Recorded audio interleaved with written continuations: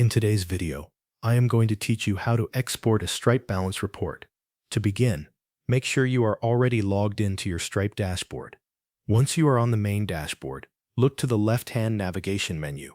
From there, click on Balances. This will take you to the Balances area, where you can review your current and past balance information. After the Balances page opens, find and open the Balance Summary report.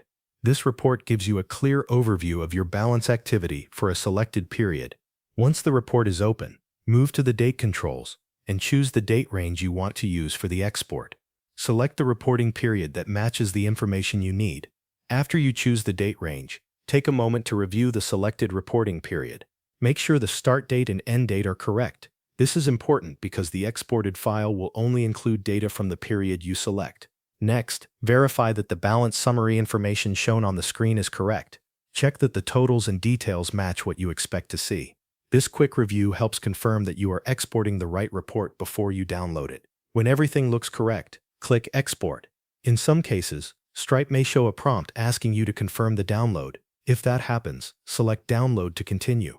Stripe will then begin generating the balance report for the date range you selected.